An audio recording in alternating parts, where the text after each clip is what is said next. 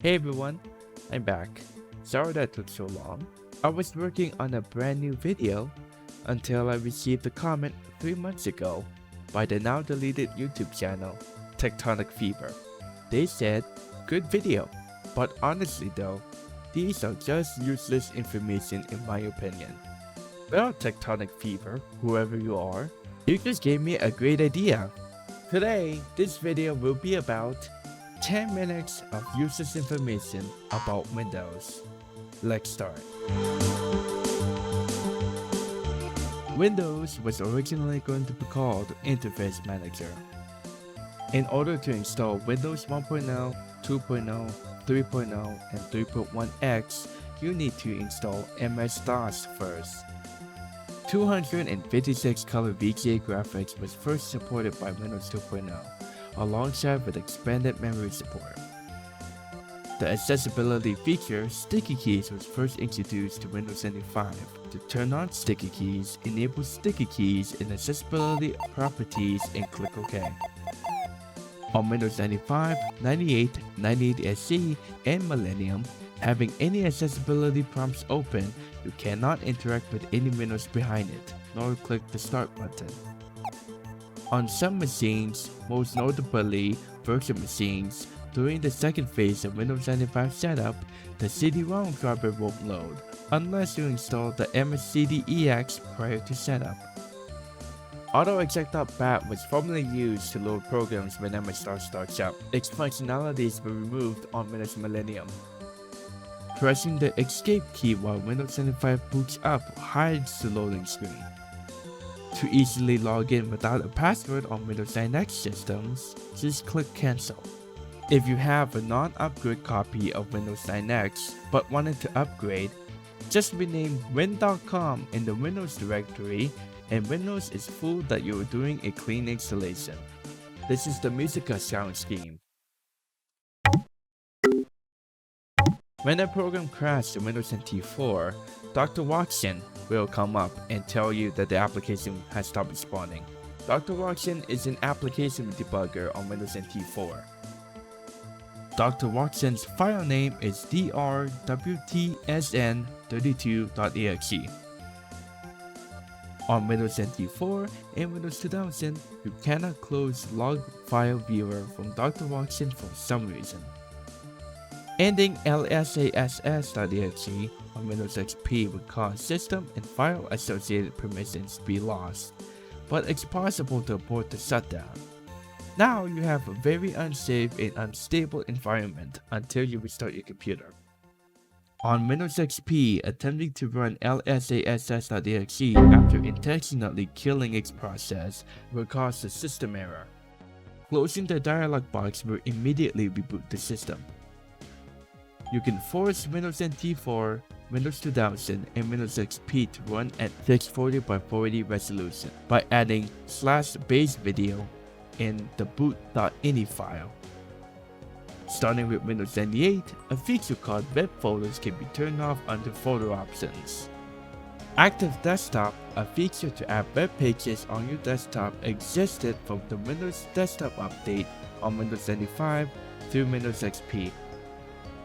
It was possible to install Windows updates on Windows 95, 98, and Millennium through the Windows Update website until 2011. Microsoft ended support for the Windows Update website for Windows 2000 and XP just last year. It is still possible till this day to activate Windows XP over the phone.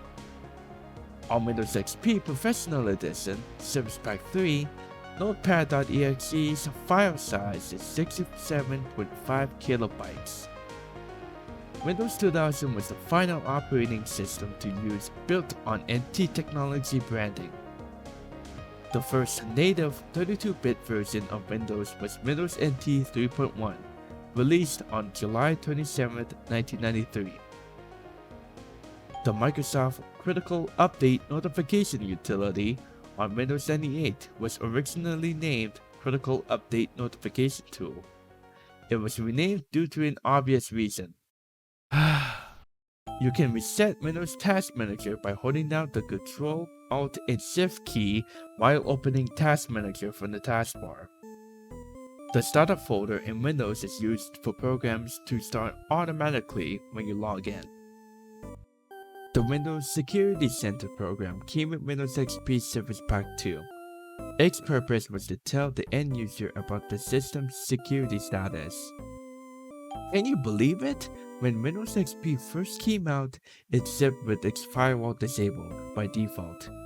It wasn't until Service Pack 2 that enabled the firewall. Running Windows XP in 256 color mode will result in some system icons to use the Windows 95 icons. There's two versions of Windows XP for 64-bit. One being for the AMD 64 or x86 64, which was Windows XP Professional Edition, x64 Edition. Yeah, that's a mouthful. And one dedicated for the now failed and discontinued Intel Itanium processors, which was simply Windows XP 64-bit Edition.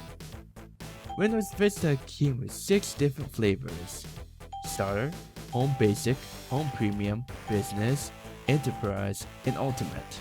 Why Microsoft? Why you do this? Windows 10 version 15.11 introduced a new Regedit icon that replaced the legacy icon from Windows 95.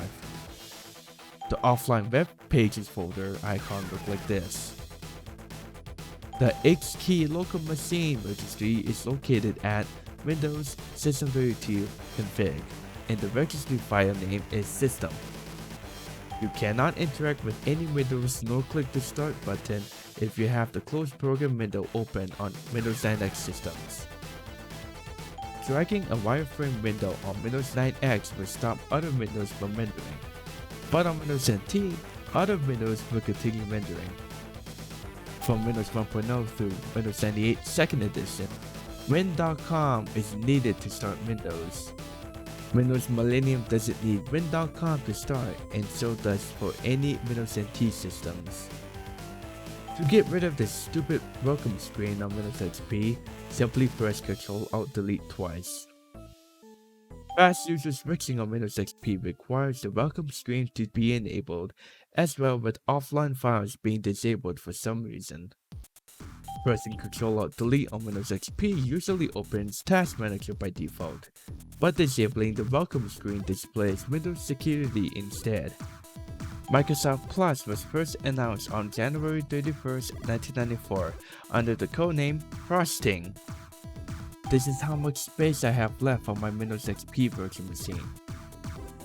Windows Vista requires to have your hard disk to be NTFS before upgrading.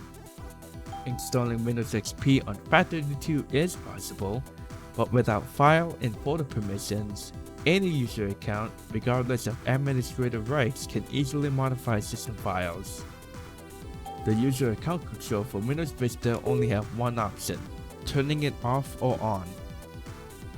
Microsoft promoted Windows 2000 for being built for total reliability and built for the internet. Windows 2000's marketing was The business internet starts with Microsoft. Clock.avi was removed from Windows XP Service Pack 3. To instantly win Solitaire, press and hold down Alt, Shift, and 2. To make the cards drop and move faster, simply move your mouse in the Solitaire window. Microsoft SAM on Windows XP and 2000 cannot say the word sorry. On my Windows 2000 server, this is how much Windows 2000 network has sent and received. Finger.exe on Windows 2000 server is located at WinNT in System32.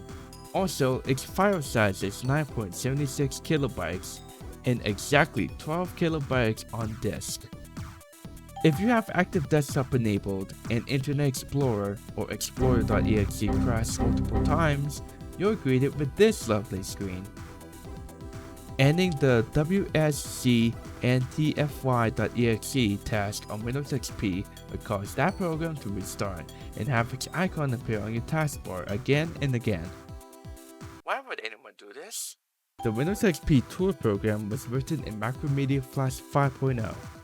The image of IMG 136.jpg found in Windows XP is this. The word occurred is misspelled on Windows Vista while ejecting the disk, but the typo was fixed on Windows 7. You can open a new Explorer window by pressing the Windows key and E. Holding down the right Shift key for 8 seconds will open filter keys. Windows Millennium lacks Real Mode DOS. You can enable the demo mode of the Welcome to Windows Tour video on Windows Millennium by setting the demo mode var to 1. The Welcome to Windows Millennium demo mode doesn't work at all. The taskbar balloon on Windows 2000 and Millennium lacks a close button. The close button appeared on Windows XP. And my Windows Millennium virtual machine picked up my router's name. And there you have it, 10 minutes of useless information about Windows. I hope you enjoy it, Tectonic Fever. And for those of you watching, but jokes aside, I have a big video that is in the works right now. I can tell you one hint. It's one of my old computers. That's all I can say. Anyway, I hope you enjoyed this video and thanks for watching.